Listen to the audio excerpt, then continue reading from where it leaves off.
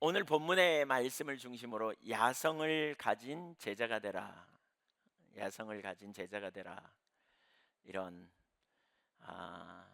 본문을 통해서 야성을 가진 제자가 되라. 좀 다른 표현으로 하면 야성을 가진 제자가 되는 과정, 이런 제목입니다. 저는 우리 그리스도인이 야성을 가져야 된다, 이렇게 표현하고 싶습니다. 야성이라는 말은 뭡니까? 야성, 목표를 향해 강하게 나가려는 성품.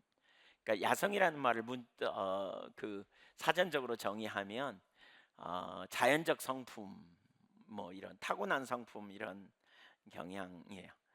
야성을 가장 잘 설명할 수 있는 것 중에 하나는 그 들짐승을, 예를 들면 이제 들짐승을 잡아가지고 우리에 가두잖아요. 예, 들짐승을 어떻게 훈련시켜 보려고? 그러면 뭐 들깨나 아니면 뭐 늑대나 아니면 뭐 사자나 호랑이나 이런 걸 우리에 넣어 놓으면 그 야성을 가진 그러한 짐승들은 가만히 그냥 거기 있지 않아요.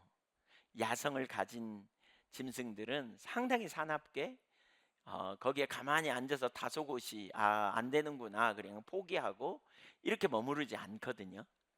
우리를 계속 빙글빙글 돌고, 또 가서 심하면 부딪히기도 하고, 또 뛰어넘어 보려는 시도도 하고, 그러다가 안 되면 나중에 결국 죽음까지 맞는 그런 경우를 우리가 보잖아요. 아, 그냥 가만히 들짐승을 잡아 가두면 가만히 훈련되지 않아요. 어찌하든지 벗어나려고 노력하잖아요. 그러니까 우리 그리스도인의 그 믿음에는 이런 면이 있어야 돼요. 그저 환경에 순응하고 눌린 상태로 머무르는 것이 아니라 하나님의 말씀이 생명이라면 우리는 그 말씀을 따라 어떤 영적인 돌파를 해내는 그러한 자리로 우리가 가야 된다는 거죠. 그러니까 대표적으로 히브리서 11장을 보면 믿음의 사람들의 이야기가 거기 쫙 나오잖아요. 믿음의 선진들 이야기가. 근데 그들은 환경에 그대로 순응하고 머무르며 포기하는 삶이 아니었어요.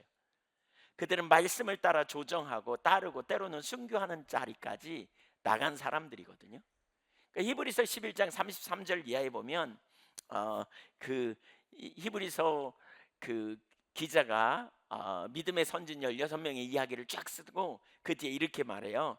그들은 믿음으로 나라들을 이기기도 하며 의를 행하기도 하며 약속을 받기도 하며 사자들의 입을 막기도 하며 불의 세력을 멸하기도 하며 칼날을 피하기도 하며 연약한 가운데서 강하게 되기도 하며 전쟁에 용감하게 되어 이방 사람들의 진을 물리치기도 하며 여자들은 자기의 죽은 자들을 부활로 받아들이기도 하며 또 어떤 이들은 더 좋은 부활을 얻고자 하여 심한 고분을 받되 구차히 풀려나기를 원하지 아니하였으며 또 어떤 이들은 조롱과 채찍질 뿐 아니라 결박과 옥에 갇히는 시련도 받았으며 돌로 치는 것과 톱으로 켜는 것과 시험과 칼로 죽임을 당하고 양과 염소의 가죽을 입고 유리하여 궁핍과 환난과 학대를 받았으니 38절 한번 보세요. 이런 사람들은 세상이 감당하지 못하느니라. 세상이 감당하지 못하는 사람, 세상이라는 울타리 속에 딱 쳐놓고 그냥 그 세상 사람들이 살아가는 방식대로 살아야 돼.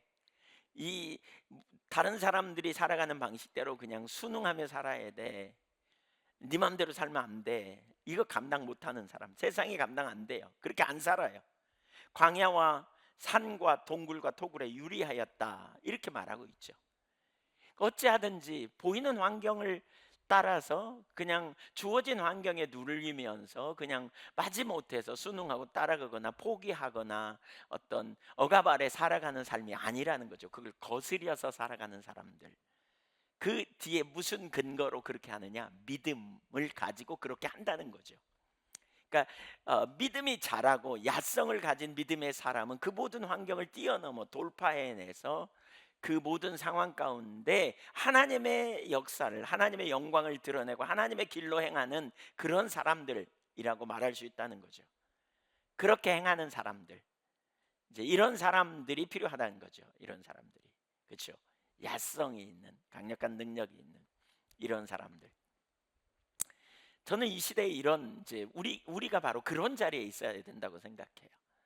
그러니까 어쩌면 온실 속에 이렇게 자란 화초처럼 이렇게 아, 어떤 일이 조금만 있어도 그냥 확 무너져 버리고 주저앉은 이런 사람이 아니라 온갖 풍파를 겪지만 야생화처럼 그러한 여러 가지 어려움 속에서도 그걸 견디고 돌파해내고 이렇게 세워져 가는 이런 사람들.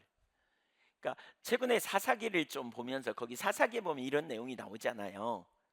그러니까 그 다음 세대가 다른 세대가 되면서, 그러니까 믿음을 떠나 다른 세대가 되어져 가면서 많은 문제가 오죠. 문제가 발생해요.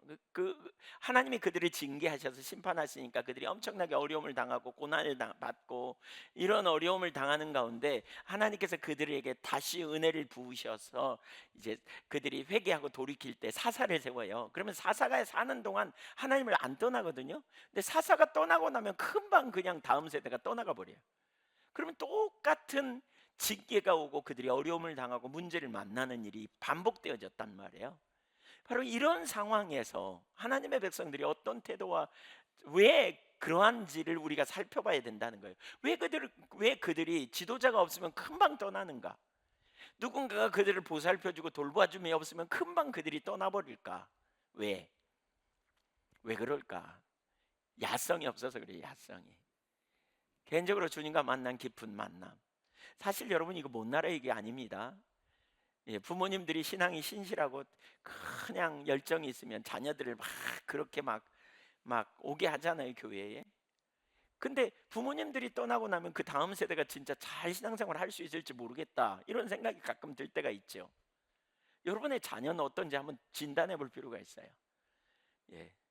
어떻게 보면 주님과 만남, 개인적인 만남이 없으면, 그리고 신앙적으로 그런 야성이 없으면 문제가 오면 휩쓸려 넘어가 버리고 또 유혹이 오면 거기에 빨려 들어가 버리고 그 유혹을 따라서 그냥 적당히 살아가다가 그냥 넘어가 버리는 그런 자리에 서기가 참 쉽다. 그런 자리에. 그래서 우리에게 야성이 필요하다. 야성. 예, 야성적 그런 믿음. 이런 믿음이 필요하다. 저는 우리 모두가 그런 믿음을 갖기를 소망합니다. 어떤 상황 속에서도 하나님이 함께 하시기 때문에 그 하나님을 신뢰하고 믿음으로 의지하여 돌파해내는 이런 적극적인 믿음 있잖아요. 우리가 그동안 이런 부분 되게 많이 다뤘잖아요. 하나님과 친밀한 교제, 또 우리가 하나님 자원으로 살아가는 삶. 주님이 우리의 능력이고 주님이 우리의 힘이시기에 우리가 주님을 의지할 때 주님이 주님 크기의 일로 우리를 이끌어내시고 주님이 우리를 돌봐주시는 능력의 역사를 경험하게 될 거다라는 거죠. 이런 역사들을 우리가 실제로 누리고 경험하고 살아가는 일이 일어나야 되겠다 하는 거예요. 자, 세 가지를 좀 살펴보려고 합니다. 그래, 야성이 있는 그리스도인이 어떻게 세워질 것인가? 첫째, 제자로 초청되어야 합니다. 제자로 초대되어야 합니다. 제자로 초청을 받는다는 말이 무슨 의미냐? 말씀을 듣고 말씀대로 반응하는 사람입니다. 그러니까 단순히 말씀을 듣고 은혜 받았다라고 하는 고백하는 삶에서 머무는 것이 아니라, 혹은 말씀을 한쪽 귀로 듣고 그냥 그런갑다 그리고 고개 끄덕거리는 삶이 아니라 말씀을 듣고 삶을 조정해 반응하는 삶이 제자의 삶입니다. 요한복음 8장 30절 한번 이하를 보겠습니다. 이 말씀을 하심에 많은 사람이 믿더라. 예수님이 어떤 말씀을 하셨는데 예수님을 믿었다 그 말이에요. 31절 읽어보죠. 시작.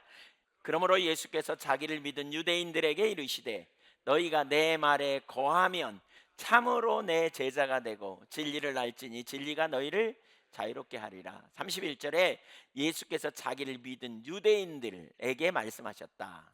그러니까 예수님을 믿는 사람들이 있고 그 다음에 제자가 있고 이렇게 나눠요. 그냥 우리 믿는다고 고백해. 믿습니까? 아멘. 그래요. 나 예수 믿습니다 이렇게 말하는 사람이 있고 제자가 있어요. 그러니까 그냥 믿는다고 고백하는 사람과 제자는 완전히 다른 사람이에요. 제자는 뭐 하는 사람? 주님의 말씀 안에 거하는 사람. 주님의 말씀 안에 거하는 사람이 제자라는 거예요. 그럼 여기 거한다는 말의 의미가 뭐냐? 주석에 보니까 메이네테라는 히브리어, 이제 헬라어 메이네테라는 말인데요. 이걸 이렇게 주석했더라고요. 그리스도의 말씀 안에, 그리고 말씀을 따라 살기로 결심하는 것을 의미한다. 그뿐 아니라 영원히 예수님의 말씀에 귀를 기울이며 복종할 것이 수반되는 삶, 이것이 바로 그의 말씀 안에 거하는 삶이고, 이 말씀 안에 거하는 삶이 요한복음 15장 7절에 보면 바로 예수님 안에 거하는 삶이다. 왜냐하면 예수님이 말씀을 통해 우리에게 자신을 드러내시거든요. 그래서 예수님 안에 거하는 삶은 그분의 말씀 안에 거하는 삶.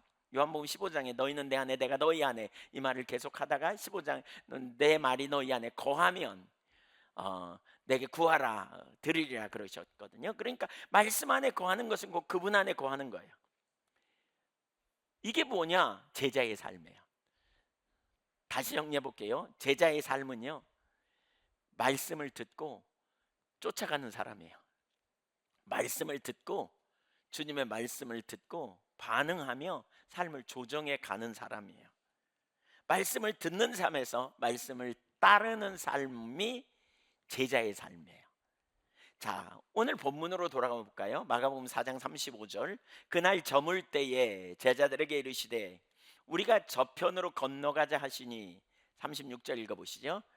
그들이 무리를 떠나 예수를 배에 계신 그대로 모시고 가매 다른 배들도 함께 가더니. 자, 여기 보세요. 예수님이 제자들에게 갈릴리 호수 저편으로 가자 이렇게 말씀하세요. 그러자 제자들이 어떻게 했다고요? 36절에 무리를 떠났다. 여러분, 말씀을 따라가는 삶에는 대가가 요구돼요. 왜냐하면 이렇게 분리가 일어나요. 그러니까 여기 많은 무리들이 있는 곳을 떠나서 예수님을 따라가기 때문에 이게 분리가 일어나고요, 여기에 대가가 요구돼요. 이것은 그냥 단순히 저쪽으로 가자는 의미가 아니에요. 이것은 제자로서의 초청이라고 이해할 수 있어요. 그러니까 이 본문에는 그렇게 이해하기가 좀 어렵지만 동일 본문 마태복음에 보면 그 부분이 이렇게 좀 과정이 거기 나옵니다. 그러니까 마태복음 8장 18절 이하에 보면 예수님이 말씀을 전할 때 많은 사람들이 모여들었거든요. 그때 예수님이 이렇게 말해요. 마태복음 8장 18절에 예수께서 무리가 자기를 애워싸는 것을 보시고 건너편으로 가기를 명하시니라. 건너편으로 가자 이렇게 말했어요. 그랬더니 제자들이 배에 타고 떠났다 이런 말이 그 다음에 나와야 되잖아요. 근데 그 사이에 물론 그 말이 이제 어디 나오냐면 23절에 보면 배 오르심에 제자들이 따랐더니 이런 표현이 나와요.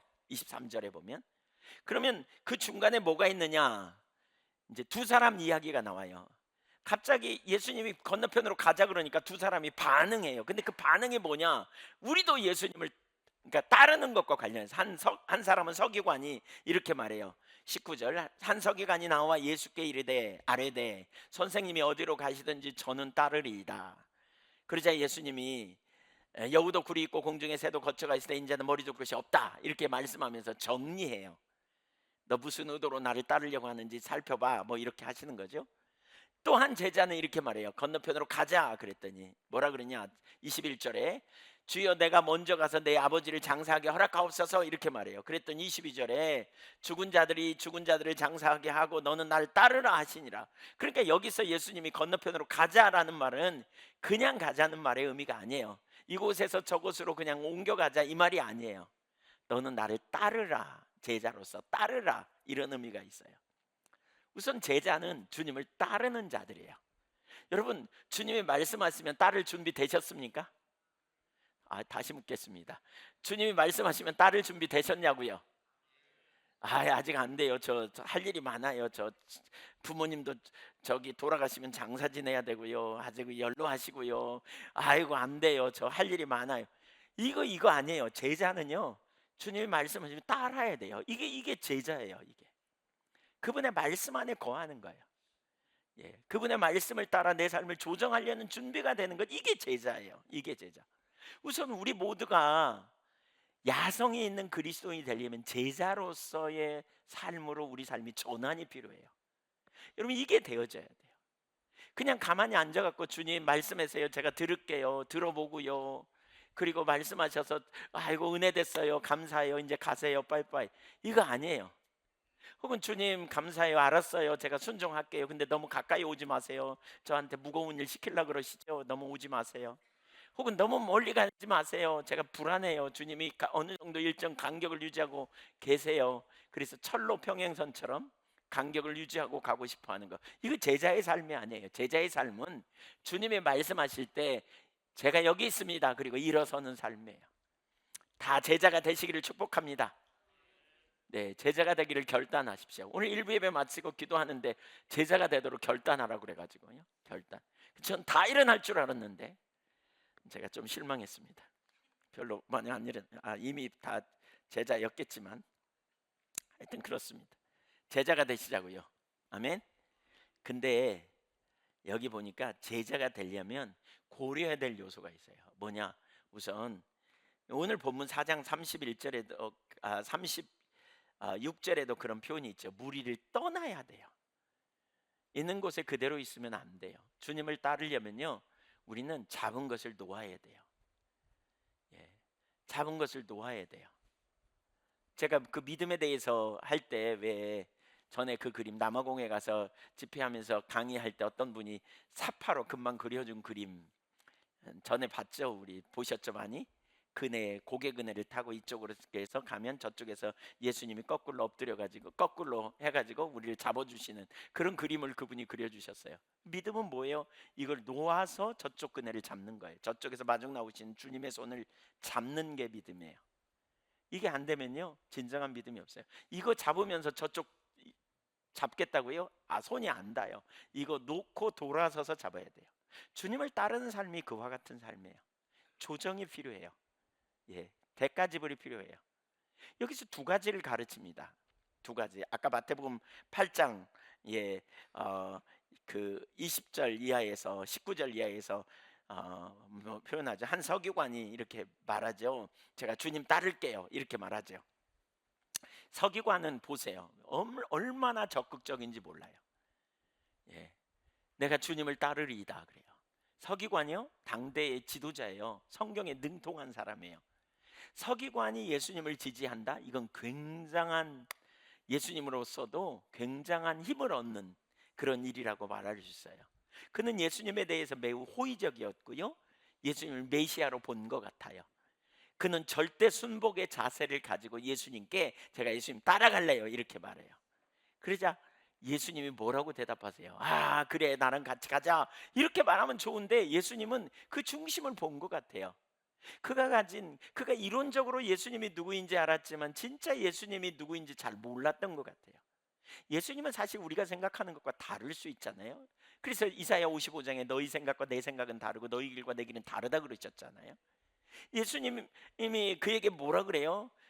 인자는 머리 둘 것도 없다. 여우도 굴이 있고 그렇죠? 공중에 나는 새도 둥지가 있는데 인자는 머리 둘 것도 없다. 너 따라오면 어떤 대가가 따라오는지 생각해봐. 이렇게 말하고 있는 거죠. 어쩌면 이 서기관은 예수님은 메시아여서 예수님을 따라가면 정치적이고 군사적인 혁명적인 일이 일어나고 마침내 예수님이 왕으로 등극하실 때 하나는 좌편에 우편에 앉는 것처럼 아니면 한 자리 차지하는 뭔가 그런 일이 일어날 거라고 기대했던 것 같아요. 아직 예수님이 누구인지 잘 몰랐던 거죠. 그렇죠? 우리도 예수님을 따르면서 어떤 기대감을 가지고 예수님을 따르는지 우리가 계산해 봐야 돼요. 과거에 제가 은혜를 되게 많이 받고 그런 찬양했어요. 아골골짝 빈들에도 두 손 들고 가오리다. 복음 들고 가오리다. 그렇죠. 복음 들고 가오리다. 아골골짝 빈들에도 복음 들고 가오리다. 주님 말씀하시면 내가 나가리라. 주님 뜻이 아니면 멈춰서리라. 어디든지 가겠다. 내가 주님과 동행하리라. 기꺼이 헌신하리라. 막 이러면서 헌신하고 결단했거든요. 예. 그러면서 속으로 이런 계산을 하고 있었어요. 이렇게 내가 헌신하고 결단하니까 주님이 나를 좋은 길로 인도할 거야. 그 다음. 그래서 죽전교회 제가 전에 섬기던 교회에서 신앙생활 할 때 거기서 목회하면서 3년 만에 안수받고 4년째 이제 하나님께서 저를 이제 젊은이들 많이 있는 그게 제 비전이라고 여겼으니까 그런 교회로 인도할 거야 이렇게 기대했는데 하나님은 전혀 다르게 말씀하셨어요. 너 여기 계속 있어. 거기는 할머니들만 많이 계시는데 젊은이들이 없는데. 그래서 제가 이게 뭐야 막 그랬죠.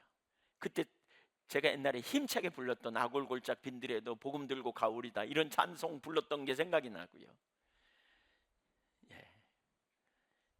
우리의 생각과 하나님의 생각은 달라요. 달라요. 그러나 분명한 한 가지 사실이 있어요, 여러분. 이런 얘기 들으면 또 제자로 안 가는 게 낫겠다, 이런 생각이 막 반납할까 막 이런 생각이 왔다 갔다 하는 분 계실지 모르는데, 분명한 한 가지 사실이 있어요. 그게 뭐냐? 하나님은 우리를 사랑하신다는 거예요. 그리고 그분은 전능하시고 전지하시다는 거예요. 그러니까 우리를 가장 좋은 길로 인도하세요. 가장 선한 길로 인도하세요. 믿으십니까? 가장 완전한 길로 인도하세요. 맞습니까? 맞아요, 맞아요. 가장 선한 길로. 네, 가장 좋은 길로 인도해요. 주님을 따르는데 많은 고생과 대가지불이 있음을 가르쳐요. 그래서 사실 이런 일들이 사실 많죠. 우리가 주님 따라가는데 사실 쉽지 않은 어려움이 있죠. 그래서 옛날 우리 믿음의 선배들은, 우리 초창기의 선배님들은 뭐죠? 목회자가 고생하는 걸 되게 많이 봐가지고요, 저희 집도 아주 그냥 머리에 그게 쓰여 있는 것 같아요. 그냥 목회가 고생길 뭐 이런 거. 저희 어머니가 옛날에, 저희 아버님은 우리 큰 아들은 저기 목사하면 좋겠다 뭐 이랬는데, 저희 어머님은 그냥 쌍수를 들고 말려가지고 별소리를 다 한다고 그러고. 예. 근데 막내인 제가 이제 목회를 하게 됐잖아요. 그 당시에 목사님들 엄청 많이 고생하셨거든요, 사실. 많이 주님 따라가는 거 어떤 때는 쉽지 않을 수 있어요. 예. 그러나 다른 한편으로는요, 옆에서 보기에 힘들지만 본인은 하나님과의 사랑의 관계 안에서 기쁨이 있단 말이에요. 여러분, 제가 한번 여쭤볼게요. 제가 목사잖아요. 여러분이 보실 때 제가 행복한 것 같아요, 막 마지못해서 막 죽을 고생하는 것 같습니까? 행복한 것 같으시죠? 그러면 우리 저기 김성환, 네, 성도님은 저기 우리 저 승희가 목회하겠다 이렇게 하면 어떻게 하라고 그러시겠어요? 대답을 예, 엄마는 아멘 하는데 아빠는 갑자기 예, 어떻게 좀 생각을 해보셔야 돼요. 네, 네, 갑자기 엄청 당황하시는데 예, 네. 저희 형제들도요, 저는 특권이 있습니다. 저는 그냥 가면 그냥 고생한다고 그냥 맛있는 거 맨날 사줄라 그러고, 이 배 나온 걸 잘 몰라가지고 그냥 먹고 또 먹으라 그러고, 그냥 특권입니다. 형제들끼리 뭐 돈 내도 저는 낼 필요 없다 그러고, 예, 그냥 몸만 오라 그러고 막 이럽니다. 사실 근데 개인적으로는 되게 행복하고 놀라운 축복이라는 생각이 들거든요. 우리가 주를 위해 헌신하는 게 마지못해 하는 헌신이 되어서는 안 되죠. 제가 저희 그 이제 전도사로 사역하는 자녀에게 제가 그 얘기를 되게 많이 했습니다. 잘 생각해 보라고. 자원하여 주님을 사랑함으로 기꺼이 자원하는 헌신이 아니면 끌려가듯이 목회하면 되게 힘들다고. 그러니까 빨리 저 목회자와 결혼하기 전에 잘 생각해 보라고. 또 본인이 더 이상 나가기 전에 잘 생각해 보라고 엄청 많이 제가 그랬습니다. 자원하는 마음으로 기꺼이 헌신하는 거 기쁨이죠. 소망이죠. 예, 소망입니다. 그러니까 옆에서 볼 때 힘든 것 같아도 본인은 기쁨이 있고요, 소망이 있으면 그게 가장 행복하고 좋은 길이죠. 여러분, 하나님은 우리를 최고의 길로 인도하신 줄 믿으십니까? 네, 그렇습니다. 또 여기 두 번째로 뭐라 그래요? 한 사람이 이렇게 말해요. 한 제자라 그랬어요. 그는 주님을 따르기로 작정한 사람이에요. 근데 문제가 생겼어요. 현실에 문제가 있어. 아버지가 연로하셨나 봐. 얼마 안 있으면 돌아가실 것 같은가 봐. 그러니까 제가 아버지를 이제 돌아가시면 장사 지내고 이렇게 가면 좋겠습니다 그랬더니, 죽은 자들로 죽은 자를 장사하게 해라. 영적으로 말하자면 그런 자들이죠. 기독교란 부자 윤리조차 무시하는 불효막시간 반도덕적 종교인 것처럼 생각할 수 있지만 절대로 그렇지 않잖아요. 십계명의 제5계명, 인간 사이의 계명 중에 첫 번째 계명이 뭐예요? 하나님 사랑하는 게 첫 번째 계명이잖아요. 존재를 다해 사랑하는, 마음을 다하고 성품을 다하고 힘을 다하여, 아니 뭐죠? 그러니까 부모를 사랑하는 게 핵심 계명이잖아요. 부모를 사랑하는 거, 내 부모를 공경하라 이렇게 말하잖아요. 여기서 강조하는 것은 뭡니까? 하나님의 뜻과 하나님의 나라를 최우선적으로 구하여 따르는 삶이 제자의 길이다, 이렇게 말하는 거죠. 우선 여기서 생각해 볼 게 있어요. 제자가 된다는 것은, 내가 머무는 자리, 내가 있는 자리, 내가 생각하는 거, 내가 추구하는 가치관에 그대로 있으면서 주님을 따라갈 수 없는 거예요. 많은 사람들이 어떻게 해요? 제자리에 있으면서 주님을 내게로 오게 하시려 그러죠. 주님을 나를 돕는 자로 두시죠. 근데 그건 제자가 아니에요. 그건 제자가 아니에요. 이런 사람은요, 더 좋은 길이 있다 그러면, 주님 안 가신다고 더 좋은 길을 준다 그러면 그렇게 하세요. 그리고 갈 사람들이에요. 모세 같은 경우에 뭐라 그래요? 가나안 땅 준다 그러잖아요. 근데 뭐라 그래요? 모세가 괜찮다고, 하나님 안 가실 거면 우리 여기 내버려 달라고, 우리가 하나님과 함께 하는 것이 최고의 축복이라고. 이게 제자예요. 제자는 자기 뜻을 위해 주님을 찾는 사람이 아니라 주님의 원하는 대로, 주님이 하고 싶은 대로, 주님의 의도대로 주도권을 주님께 드리고 주님을 부지런히 쫓아가는 사람, 이런 사람이 제자예요.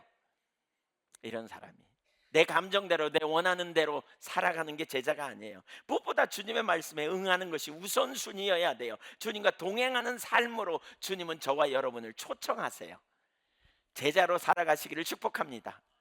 제자가 돼야 돼요.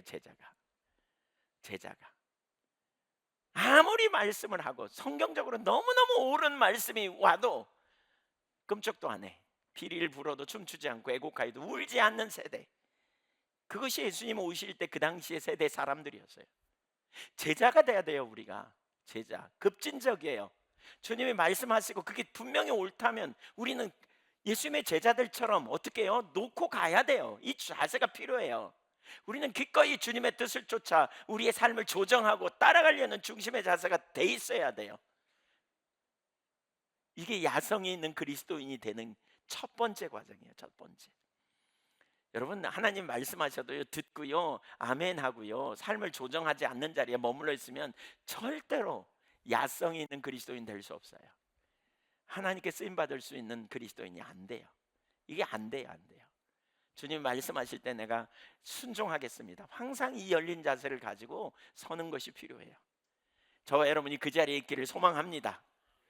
별로 아멘 안 하시는데, 네, 어떻게 안 하실 건가요? 설교 그만할까요? 네, 제자가 되십시다. 제자가 돼야 돼요. 그래야 야성이 있어요. 이제 보세요, 왜 야성이 있는지. 주님은 길과 진리요 생명이거든요. 그래서 주님이 우리를 가장 선하고 완전한 길로 인도하세요. 제가 최근에 보니까 우리 교회 지체 중에 꽤 여러분의 삶에 그런 열매들이 막 나타나는 것 같아요. 야성이 있는 그리스도인, 어디 데려다 놔도 거기서 뭔가 열매를 맺고 거기서 뭔가 하나님의 영광을 드러내고, 우리가 빛과 소금의 역할을 감당하도록 하셨잖아요. 최근에 계속해서 기도할 때마다 주시는 감동이 이사야 60장 1절 이하에 일어나 빛을 발하라 라는 거예요. 빛을 발하라. 어떻게 우리가 빛을 발할 수 있어요? 여호와의 영광이 우리에게 임하였으므로 빛을 발할 수 있어요. 그 삶을 주님이 우리에게 기대하고 있단 말이에요. 그 삶을 온실 속에 있는 그러한 화초처럼 우리가 있어서는 절대로 그러지 않아요. 뭔가 하나님이 함께 하시고 뭔가 은혜가 있으면 감사하고, 그렇지 못하면 낙심하고 원망하고 불평하고, 이런 삶이 아니에요. 제자로서 살아가는 거예요. 우리가 가장 먼저 야성이 있으려면. 두 번째, 제자의 삶이 오는 믿음의 시험. 4장 37절 보겠습니다.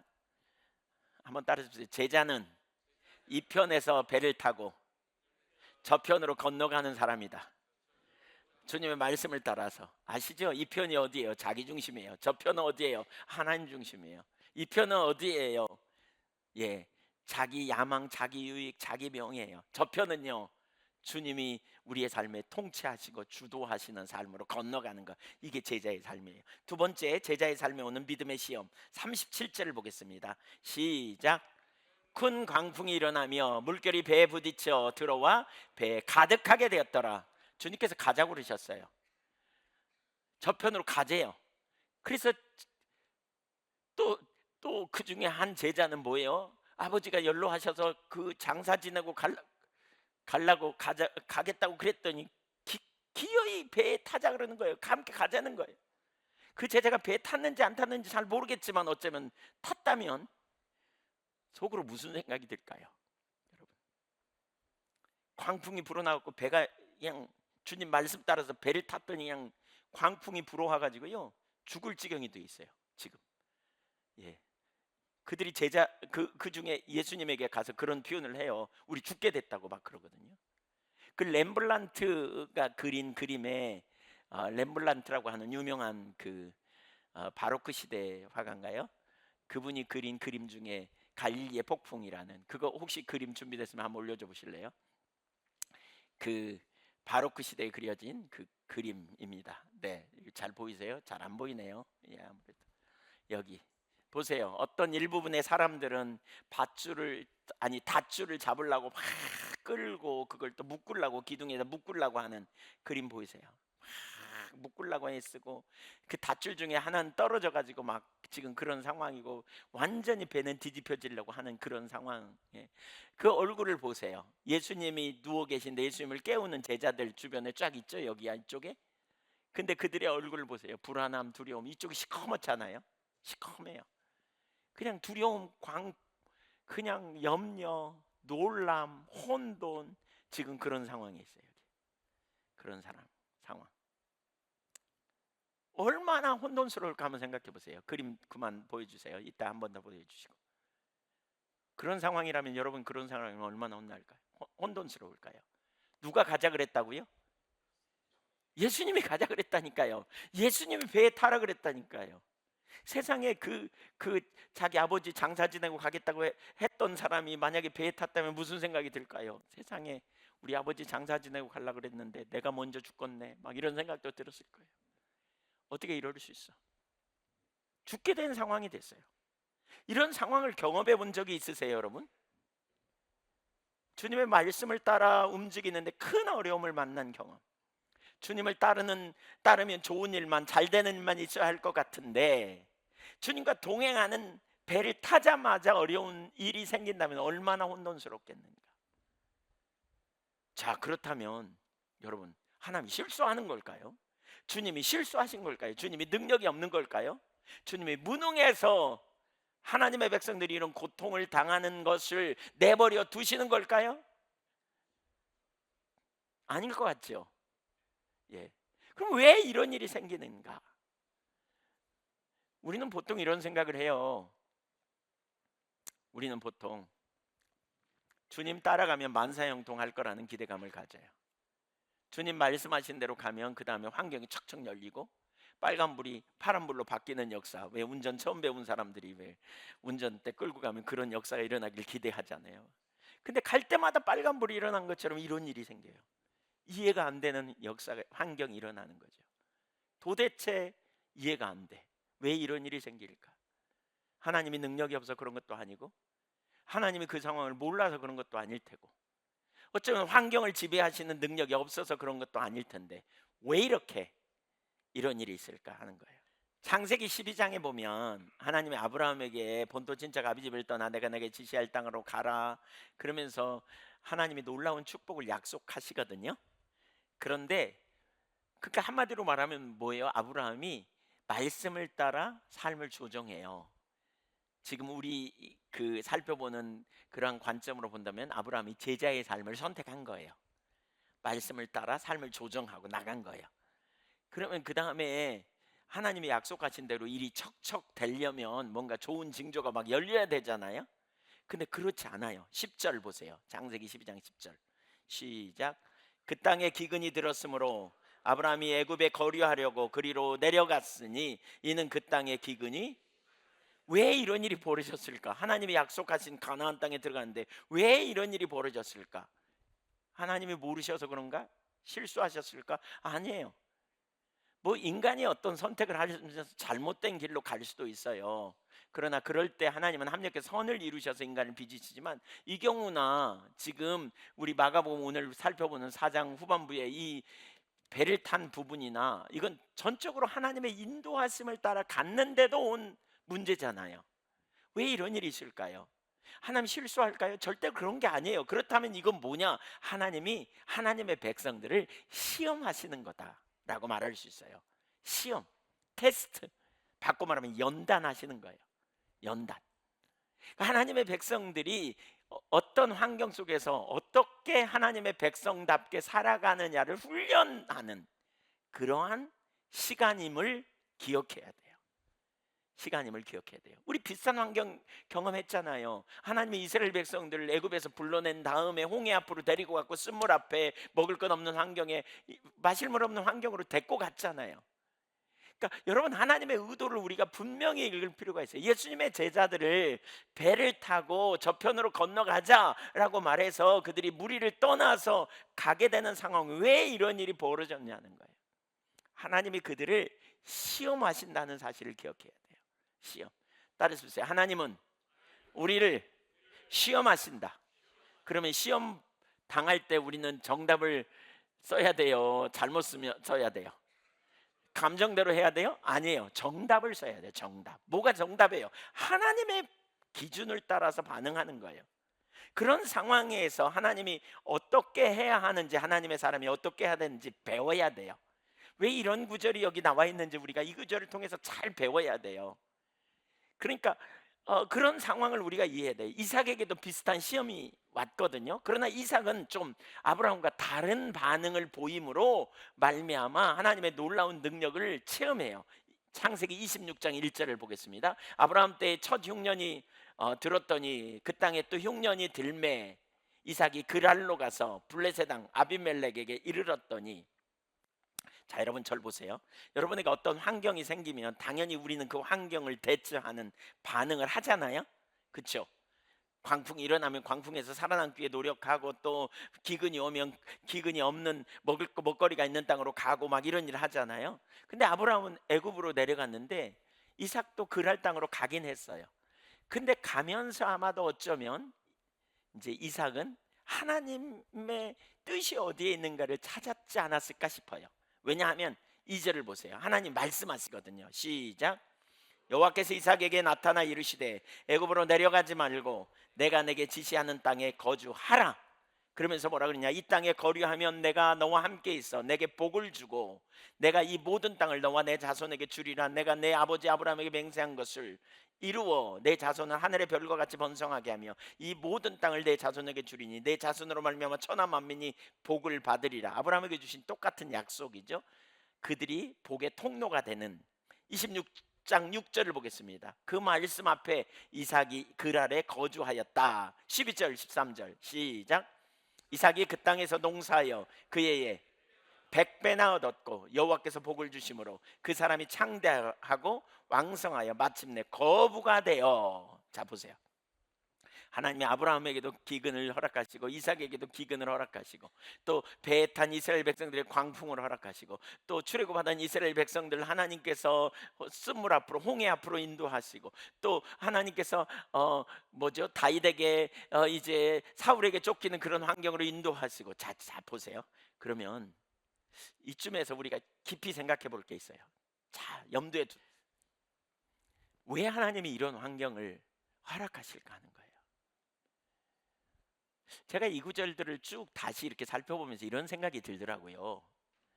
뭐냐면 하나님이 우리를 구원해 내셔서 세상과 구별되게 한 곳에 어떤 좋은 환경에 모아놓고 따로 살게 하시지 않았다는 거예요. 우리가 예수 믿고 구원 받지만 여전히 우리는 어디에 살아요?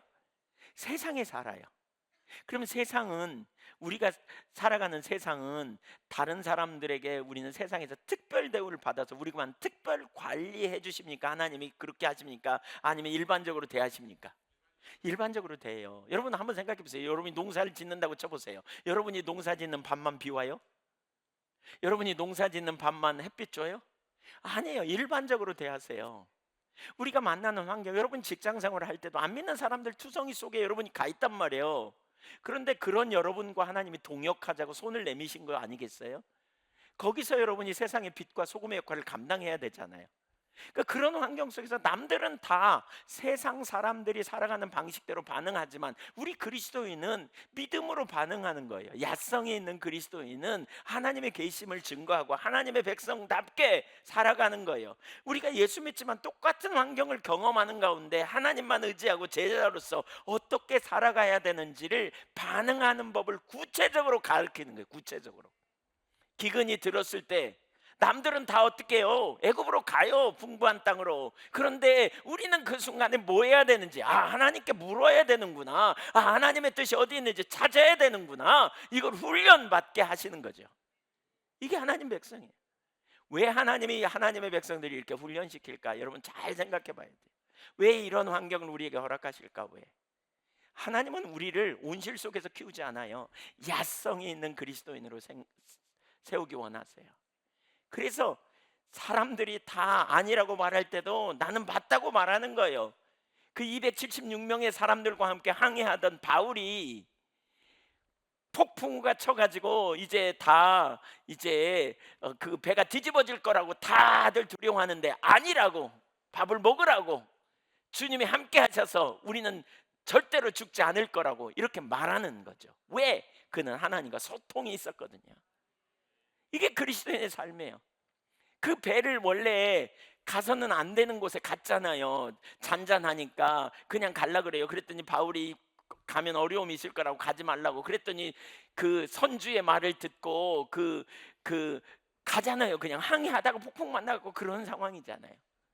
이게 하나님의 사람이에요. 하나님의 사람은 어떤 위기 속에서도, 어떤 상황 속에서도 하나님의 길을 따르고 하나님의 음성을 듣고 하나님의 길로 행하는 믿음의 사람이 되는 거죠. 바로 그걸 가르치는 거예요. 그걸. 그럼 우리 뭐 해야 돼요? 배워야 돼요. 배워야 돼요. 예. 우리가 이런 사건이 생기면 막 두려워할 거예요.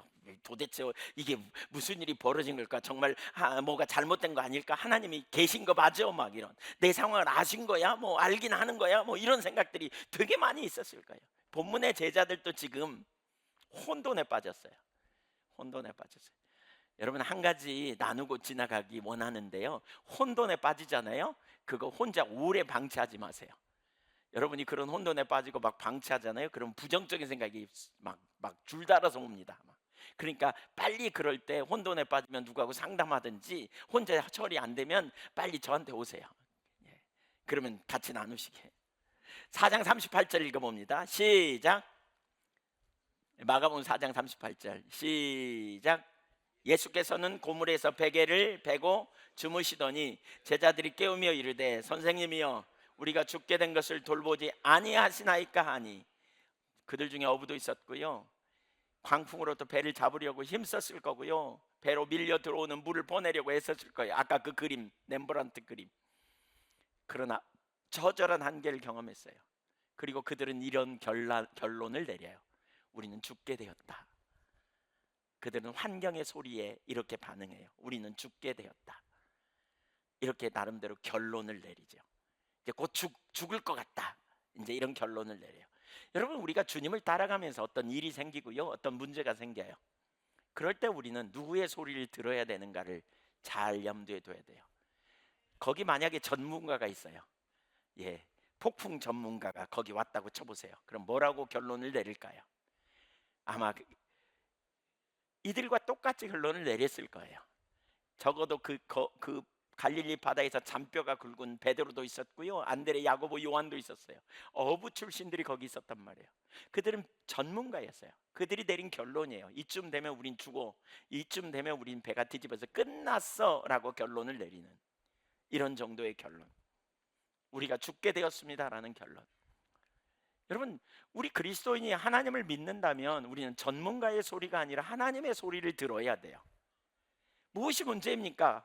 그들은 보이는 환경이 진리라고 생각했습니다. 사실 그들이 반응하고 결론을 내린 것이 진리였습니까? 아닙니다. 왜냐하면 거기 주님이 계셨고 주님이 그 문제를 다룰 능력을 가지셨기 때문입니다. 우리 인생에 아무리 심각한 위기가 닥쳐도 염려하지 않을 이유가 여기 있습니다. 주님이 함께 계시면, 주님이 동행하시면 염려할 이유가 없습니다. 왜냐하면 주님이 길을 내실 것이기 때문입니다. 그분은 우리를 위해 하늘 권리를 포기하고 십자가에서 달려 죽으심으로 저와 여러분을 끝까지 사랑하시는 주님이심을 믿으십시오. 예수님이 이렇게 말씀하셨어요. 세상에 있는 자기 사람들을 사랑하시되 끝까지 사랑하셨다. 요한복음 기자는 예수님에 대해서 요한복음 13장 1절에서 그렇게 표현해요. 세상에 있는 자기 사람들을 사랑하시되 끝까지 사랑하시느니라. 믿으십니까? 여전히 우리가 세상에 있어요. 우리는 예수님의 사람들이잖아요. 끝까지 사랑하심으로 저와 여러분을 돌보심을 믿으십시오. 신실하신 주님, 아닌 게 아니라 주님이 일어나셨자마자 4장 39절에 보면 어떤 놀라운 일을 이루십니다. 같이 읽습니다. 예수께서 깨어 바람을 꾸짖으시며 바다더러 이르시되 잠잠하라 고요하라 하시니 바람이 그치고 아주 잔잔하여지더라. 바람을 꾸짖으셨어요. 바다를 향해 명령했어요. 그랬더니 그대로 되어졌어요. 주님은 환경을 다스리신다. 이게 제자들이 만난 환경 속의 참 진리죠. 우린 이걸 배워야 돼요. 우리 그리스도인이 동행하면서, 주님과 동행하면서 배워야 될 진리가 바로 거기 있어요. 주님이 함께 계시기만 하면요, 보이는 환경이 다가 아니라는 거예요. 거기 우리 주님이 계시면 우리가 상상하는 이상의 구원을 경험케 될 것을 가르치고 있어요. 그분은 완전한 길로 인도하세요. 가장 선한 길을 준비하고 계심을 믿으시기 바랍니다. 중요한 진리를. 여러분, 왜 하나님이, 자 이제 보십시오. 하나님이, 그러니까 예수님이 건너편으로 가자고 초청하셨어요. 우리는 그 말씀을 들으면 반응해야 돼요. 그런 다음에 뭐예요? 평안하고 잘 먹고 잘 살았더라. 이렇게 되면 아주 뭐 별거 아니겠죠. 근데 뭐였다? 폭풍우가 일어나는 바닷가운데로 인도하셨고, 기근이 있는 환경으로 인도하셨고, 또 관계로 인한 어려움이 있는 관계로 인도하셨어요. 누구예요? 다윗이죠. 사울과의 말할 수 없는 관계로 인한 어려움이 오셨어요. 인도하셨어요. 제가 여쭤볼게요. 여러분 중에 혹시 지금 그런 환경 가운데 있는 분 손 들어보세요. 여러분이 속해 있는 자리, 왜 우리 선교원에 속한 분들 다 손 들어야 되는 거 아니에요 지금? 왜 손 안 드세요? 아직 처지 인식 못 하신 거예요? 예. 하나님 눈으로 봐야 돼요. 선교원 지금 그런 상황이에요 지금. 예, 봐야 돼요. 이 환경을 가지고 어떻게 여러분이 결론을 내릴 거예요? 전문가를 동원해서 결론 내려요? 전문가는 뭐라 그럴까요? 그 환경에 대해서. 그러니까 우리가 이런 환경을 어떻게 돌파해야 되고, 뭘 배워야 되고, 어떻게 우리가 그 자리에 가야 되는지, 하나님이 뭐라고 말씀하시는지, 하나님의 길이 뭔지, 이거 배워야 돼요.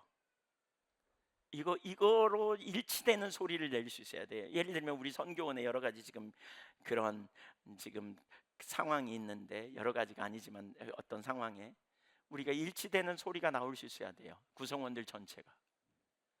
예. 그런 어떤 사건에 대해서. 근데 일치되지 않으면 우리는 각기 주님의 음성을 듣고 있지 않은 거예요. 우리 주어지는 환경이 하나님의 뜻은 명백할 거거든요. 우리가 어떤 태도와 어떤 자세로 이걸 접근해야 되는지. 예. 세상 전문가들은 이렇게 말해. 이렇게 해야 돼. 저렇게 해야 돼. 우리 학교, 사나리 학교에 어떤 문제가 생겼을 때 이분은 이렇게 말하고 저분은 저렇게 말하고 저분은 저렇게 말하고 그렇거든요. 근데 하나님의 길이 뭔지 명백하고 그렇게 돌파를 해내서 잘 정리되도록 인도하심을 받은 것 같아요. 어떤 자료를 써야 하는지, 왜 문제를 허락하실까? 만사형통하고 잘 나가면 좋은데 왜 이런저런 어려움을 허락하실까? 왜 그러실까? 그걸 통해 뭘 우리에게 가르치려고 하실까? 여러분, 우리는 이걸 배워야 돼요. 계속 배우려고 해야 돼요. 사실 위기를 통해 배우는 사람도 있지만 망가진 사람도 있잖아요. 출애굽 여정에서 이스라엘 백성들이 위기를 만날 때마다 원망하고 불평하고, 그들은 하나님의 소리를 듣지 않고 환경의 소리를 듣고 거기에 나갔기 때문에 결국 그들은 근심케 되었고 그들은 망가졌잖아요. 시편 95편 10절에 내가 40년 동안 그 세대로 말미암아 근심하여 이르기를 그들은 마음이 미혹된 백성이라 내 길을 알지 못한다 하였도다. 여기 마음이 미혹되어라는 말은 마음이 방황하다라는 뜻입니다. 빚어지기보다는 망가지는, 40년 동안 근심한, 믿음이 없었기 때문에 결국 망가졌습니다. 위기와 어려움이 있거나 문제가 있거나, 하나님이 여러분 주님을 따르고 제자로 살기로 결단하고 나가는데 어떤 일이 뜻대로 잘 안 돼. 뭔가 좀 막혀 있어. 지금 뭔가 좀 혼란이 있어. 위기가 있어. 여러분, 이거 재수 없이 하나님이 나를 안 돌봐서 그런 것 같다, 이렇게 생각하지 마세요. 사랑하시는 자를 하나님은 간섭하세요. 이 문제를 가지고 진지하게 씨름해 봐야 돼요. 뭐라고 말씀하시는지. 그리고 우리가 주님 앞에서 배워야 돼요. 제가 우리 사나리 학교에 그런 일이 생겨서 이런 나중에 이런 고백을 했습니다. 하나님, 노하우를 하나 주셔서 감사합니다. 다음부터 이 문제를 어떻게 처리해야 될지 노하우를 허락하셔서 노하우를 갖게 됐다. 이렇게 나눴습니다. 그런 문제를 허락하십니다. 이런저런 문제, 부딪힘, 이해할 수 없는 난관, 어려움 하나님 허락하세요. 그래서 하나님의 사람이 어떻게 나아가야 되는지, 왜요? 우리가 야성 있는 그리스도인 되기 위해서. 야성 있는, 우리 선교원만 해도 그래서 권위를 인정해 줘야 돼요. 적어도 그런 부분에 제가 하나님의 길을 따라가려고 그러는데 선교원 부모님들이 다 저한테 권위를 인정해 줘야 돼요. 그리고 따라와야 돼요. 그렇지 않으면 사실 우리 하나 되기가 어려워요. 하나님의 인도를 받고, 저만 뭐 그렇다는 게 아니고 같이 기도하면서 주님의 길을 찾아야 되겠죠. 그래서 주님의 길이라 그러면 전문가의 생각이 아니라 주님의 길을 찾아서 가야 된다는 거예요. 예. 전문가로 내린 결론에 의하면 없어지는 게 좋아요. 안 하는 게 최고수예요. 그만두는 게 최고수예요. 그게 편안한 일이에요. 문제 없이 잡음 없이 그냥 조용히 가는 게 얼마나 좋은 일이에요. 그렇다면 우리는 뭐 그냥 세상적인 방법으로 가는 거죠. 그러나 우리 그리스도인이잖아요. 우리는 야성을 가지고 돌파해내는 거예요. 문제가 있는 걸 두려워하지 않고, 그런 상황 속에서 주님의 음성을 듣고 인도하심을 받고 하나님의 뜻을 이루어 나가는 그런 믿음의 세대로 가야 되지 않겠느냐 하는 거죠. 세 번째, 제자만 누릴 수 있는 특권. 이 사건을 통해 제자는 배우게 됩니다. 두 가지를 배워요. 그중 하나는 뭐냐? 자신들의 상태를 깨닫게 돼요. 자신들이 믿음이 없구나, 이걸 발견하게 돼요. 40절 보겠습니다. 이에 제자들에게 이르시되 어찌하여 이렇게 무서워하느냐? 너희가 어찌 믿음이 없느냐 하시니. 자, 이 상황을 통해서 믿음이 없다는 것이 드러났어요. 그들은 믿음이 있는 사람들이라고 보여요. 예수님께 모든 걸 걸고 따랐던 사람들이에요. 기본적으로 주님을 믿었어요. 이들은 놀라운 하나님 나라의 말씀은 또 들었고 은혜도 받았어요. 그뿐 아니라 죽은 자가 살아나고 병자가 치유된 역사들 많이 경험했어요. 제가 누가복음, 이 동일한 본문에 누가복음에도 나오고 마태복음에도 나오거든요. 근데 누가복음을 찾아보니까 누가복음 6장 8절에 병자가 치유되는 사건도 이 제자들이 경험했고요. 18절에 보니까 귀신을 쫓아내는 경험도 했고요. 그 다음에 7장 11절부터 17절까지 죽은 자를 살려내는 것을 못 견디겠어요. 그런데 놀라기만 할 뿐 예수님의 제자들이 예수님을 선지자 중에 한 명으로 여겼더라. 이게 누가복음 7장 16절에 나와요. 그러나 지금 제자들이 경험한 이 사건을 통해 그들은 예수님을 새롭게 발견하게 돼요. 광풍을 몰아치게 되자 인간적인 모든 노력을 다했고 그 한계를 경험하게 되자 그들은 예수님을 믿기는 믿는다고 여겼지만 이런 문제까지 해결할 수 있는 분임을 알지 못한 거죠. 이 문제는 안 될 거야. 이 문제는 도저히 불가능할 거야. 여러분, 여러분이 믿는 예수님은, 여러분이 믿는 하나님은 어느 정도의 능력을 가지신 분이라고 생각합니까? 예, 우리 이렇게 입술로 말하는데 그게 우리 삶의 실제 삶에서 적용되어져야 되는데, 그렇죠? 능치 못함이 없는 완전하신 하나님, 뭐든지 다 하시는, 모든 상황의 주도권을 가지고 역사하시는 살아계신 우리 하나님, 완전하신 그분, 우리가 이분을 하는 것이 얼마나 중요한지 모르겠어요. 믿음이 없으니까 나타나는 또 한 가지 반응을 40절에서 볼 수 있거든요. 그게 뭐냐면요, 환경을 두려워했어요. 예, 환경을 두려워했어요. 그래서 예수님이 뭐라 그래요? 어찌하여 이렇게 무서워하느냐? 너희가 어찌 믿음이 없느냐? 두려워함과 믿음 없음은 동격입니다. 믿음이 없으니까 두려워할 수밖에요. 믿음이 없으니까 환경에 반응해요. 환경을 두려워해요. 이게 이제 믿음 없는 사람의 대표적인 특징이에요. 믿음이 있는 것 같지만 예수님을 몰랐어, 조금밖에. 그러니까 이런 능력까지는 안 될 거야. 이런 문제는 해결 안 될 거야. 이런 문제까지 주님이 하실 수 있을까? 뭐 이런 생각이 우리 속에 있으면 그때부터 불신앙이 꽉 사로잡고요. 그러면 환경을 보면 너무 힘들고 너무 두렵고 낙심되고 혼돈에 빠지기가 아주 쉬운 거죠. 한번 따라서 보세요. 하나님은 능치 못하심이 없느니라. 하나님은 완전한 하나님이시다. 그분에게는 능치 못하면서 뭐든지 다 하실 수 있는 분이세요. 우리는 그분을 신뢰하는 거예요. 근데 그 하나님을 내가 믿지 못하고 있구나, 이걸 깨닫는 것도 은혜예요. 깨닫는 것도. 이런 위기를 경험하면서 제자만 누리는 축복이에요. 어떤 분들은 보면 말씀을 달달달달 외우기도 하고요, 어떤 분들은 그냥 말씀을 나눌 때마다 아멘 아멘 해요. 믿음 되게 좋은 것 같아. 근데 문제가 오면 뒤집어져 버려. 완전히 초토화되는 거죠. 여러분, 믿음은 지적 동의에서 끝나는 게 아니에요. 믿음은 언제 진짜 필요하냐? 위기가 와봐야 필요해요. 그래서 믿음이 있는 사람은 위기가 있든 없든 안식이 있고 평안이 있어요. 제자가 누리는 또 한 가지 특권이 있어요. 그게 뭐냐면 믿음을, 하나님을 경험으로 알게 된다는 거예요. 하나님을 경험으로 알게 됨. 하나님을 경험으로 알게 되어 믿음의 세대로 세워지는 거죠. 41절을 보겠습니다. 제자의 삶의 특권이에요. 여러분, 이건 주님과 동행하는 사람만 누릴 수 있는 특권입니다. 사실 야성이 있는 믿음이 있으려면 바로 이런 믿음이 필요해요. 주님 따라가 봐야 돼요. 그래서 그냥 문제도 경험해 보고요, 혼돈도 경험해 봐야 돼요. 그래, 거기서 끝이 아니에요. 그걸 돌파를 해내는 거죠. 41절 보세요. 시작. 그들이 심히 두려워 서로 말하되 그가 누구이기에 바람과 바다도 순종하는가 하였더라. 여기 보세요. 그가 누구지? 우리가 아는 그분이 이게 맞아? 야, 예수님은 진짜 놀라운 분이다. 우리가 주님을 알기만 하면 진짜 담대해요.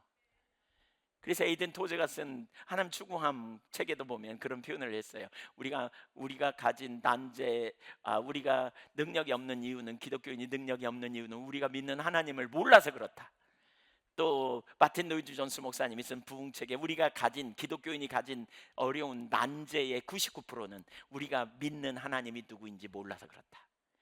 하나님을 안다면 안식하게 돼요. 안식.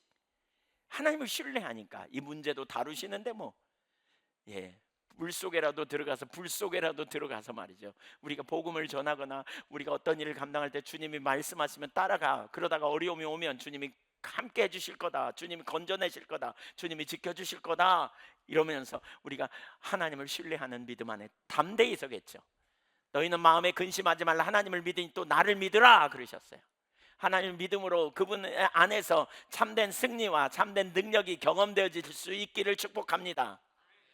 주님을 믿음으로 신뢰하는 거예요. 우리에게 안식이 없는 이유는 믿음이 없기 때문에 그래요. 히브리서 4장 2절 한번 읽어볼까요?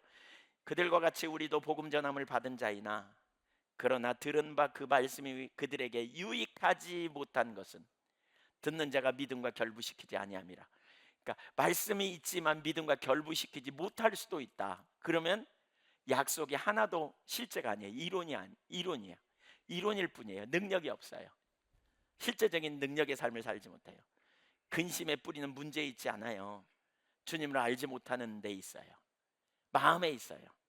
우린 예수님을 알고 있는지, 예수님이 누구신지 진지하게 돌아보세요, 여러분. 여기 제자의 특권 또 한 가지를 볼까요? 제자의 특권. 그들이 예수님이 누구인지 알았잖아요, 경험으로. 그래서 믿음을 갖게 됐을 거잖아요. 또 한 가지가 뭐냐면 거기 41절에 보니까 그들이 심히 두려워했다, 이런 표현이 있습니다. 두려워했어요. 그러니까 여기 두려움은 경외심입니다. 앞에 두려움은 환경을 보며 두려워하는 불신앙에서 오는 두려움이었다면, 이제 그들이 진짜 믿음을 갖니까, 하나님을 알게 되니까 하나님을 향한 경외심이 생긴 거예요. 이야, 하나님은 진짜, 예수님은 진짜 놀라우신 분이구나. 함부로 할 수 없는 거죠. 그 예수님을 의식하고 그분 앞에서 사는 거죠. 예수님이 얼마나 능력의 주님이신가를 보게 된 거죠. 그 믿음을 저와 여러분이 갖기를 축복합니다. 이게 특권이라니까. 이게 특권. 이렇게 되면 그 다음에 뭐가 있어요? 똑같은 환경에서 담대하겠죠. 어려움이 와도 담대하겠죠. 주님을 아니까, 주님이 나와 함께 하심을 아니까. 그리고 삶의 변화가 일어나겠죠. 주님을 두려워하는 경외심이 그의 마음속에 솟아오르니까. 그래서 세상과 구별된 삶을 사는 거예요. 야성이 있는 그리스도인, 야성이 있는 그리스도인, 능력 있는 그리스도인. 우리가 이런 은혜를 구해야 돼요. 정말 이런 사람이 돼야 되죠. 한 가지만 더 살펴보려고 합니다. 한 가지. 그 렘블란트의 그림을 한번 올려줘 보십시오. 렘블란트의 그림. 자, 이런 혼돈의 시기에 제자들이 했던 한 가지를 우리는 배워야 돼요. 그게 뭐냐면 예수님께 달려가야 돼요. 예수님께. 주무시고 계시는 예수님. 때로는 환경 속에서 주무시는 것처럼 계실 수도 있어요. 주님의 응답이 속히 없을 수도 있어요. 그때 뭐이냐? 주님을 향해 나가는 거예요. 그리고 주님을 바라보는 거예요. 여기 렘블란트의 그림의 특징 중에 하나는 그러니까 자기를 그 그림 속에 집어넣는다는 거예요. 제가 이 파워포인트 이거 레이저펜이 있으면 좋았는데 없어가지고 안 가져가지고, 여기 보면 여기 줄을 잡고 있는 파란 사람 보이세요? 줄을 잡고 있는 파란 사람, 예, 파란 옷을 입으면서 한 손으로는 줄을 굳게 잡고요. 자세히 보면 그 그림을 한 손으로는 자기 모자를 이렇게 눌러요. 그리고 그 눈은 누구를 보냐? 다른 사람들의 눈은 다 공포예요. 근데 그 사람은요, 믿음으로 바라봐요. 주님을 주시하여 봐요. 믿음으로 주님을 주시하여 봐요. 렘블란트가 엄청나게 유명한, 정말 유명한 화가지만 그의 인생을 보면 되게 불행한 삶이거든요. 진짜 많은 고난을 겪었어요. 자녀가 4명인데 3명이 죽고요. 막 엄청난 고난을 겪었어요. 근데 그가 담대한 믿음의 그 삶을 발견한 것 같아요. 그가 주님을 보는 거예요. 주님을. 히브리서 12장 2절에는 믿음의 주요 온전케 하신 예수를 바라보자 그러잖아요. 믿음의 주님을 보는 거예요. 주님께로 달려가는 거예요. 모든 문제, 모든 상황의 해결책은 결국 주님께 가는 거예요. 주님의 길로 가는 거예요. 주님을 찾는 거예요. 주님을 의지하는 자로 가는 거예요. 주님은 신실하십니다. 주님을 찾을 때 주님 안에 해답이 있습니다. 정리하겠습니다. 오늘 설교를 정리합니다. 야성이 있는 그리스도인 되자라고 그랬습니다.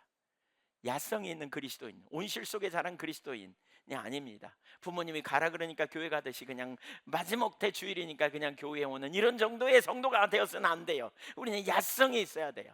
누군가의 보내심을 받아 마지못해 교회에 가는 이런 사람이 아니고, 우리는 주님이 말씀하시면 은혜 받았습니다 그러고 그냥 시간 지나면 잊어버리는 그리스도인이 아니라 말씀을 따라 내 삶을 걸고 순종하고 따라가는 제자의 삶을 선택해야 돼요. 우리 모두 제자가 되십시다. 제자의 삶으로 살아갈 때 하나님은 우리를 훈련시키기 시작해요. 우리를 연단하기 시작해요. 예, 하나님은 우리가 예측하지 못한 일이 우리의 삶에 일어나기도 하고 어려운 상황이 우리 가운데 일어나기도 해요. 그러나 그것이 하나님의 우리를 재수없어서 내버려 두는 게 아니에요. 어떤 분들이 이렇게 생각해요. 오늘 이 설교를 듣다가 그래? 그럼 나는 제자 안 되겠는데, 못 가겠는데, 안 갈래 난. 여러분, 그러면 여러분이 말씀을 따라 순종 안 하고 그냥 안 조정 안 하고 그냥 나는 평범한 그리스도인으로 살래. 사실 성경을 눈뜨고 잘 쳐다보십시오. 평범한 그리스도인은 없습니다. 우리 모두가 제자가 되기를 원합니다. 마태복음 28장 19절에 보면 뭐라 그랬어요? 너희는 가서 모든 민족을 제자 삼으래.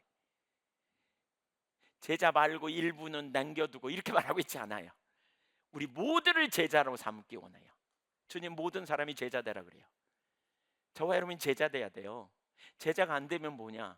여러분, 미래를 보장할 수 없어요. 그런 그리스도인으로 어정쩡하게 머물러 있으면 참된 주님의 영광을 경험하는 그러한 삶을 우리가 누릴 수 있다고 장담할 수 없다고 봐요. 저는 모든 사람이 제자가 돼야 돼요. 모든 사람이. 그때 하나님이 우리를 연단하신다는 사실을 우리는 기억해야 돼요. 훈련, 예, 우린 적극적으로 훈련을 임해야 돼요. 우린 전문가의 소리가 우리에게 중요하지 않아요. 우리는 당연히 전문가의 소리도 참조할 수 있겠지만, 그러나 전문가의 음성을 우리는 따라 살아가는 것이 그리스도인의 삶이 아니에요. 우리는 우리를 인도하시는, 우리를 구원하신, 우리의 생명이 되신, 우리의 주인 되신 주님의 음성을 듣고 주님께 길을 찾아가야 돼요. 그런 가운데 하나님께서 저희에게 놀라운 특권으로 깨닫게 하실 거예요. 우리가 얼마나 무능한지, 연약한지, 주님 없이는 안 되는 존재인지, 그리고 믿음이 없는 존재요, 우리가 환경에 움직이는 존재구나, 이걸 깨닫게 하실 거예요. 이걸 깨닫는 것은 축복이에요. 왜냐하면 많은 사람이 깨닫지 못하기 때문에 자기가 헐벗었음에도 불구하고 벌거벗은지도 모르니까 라오디게아 교회처럼 이게 문제인 거죠. 그러나 깨닫게 하시는 게 은혜예요.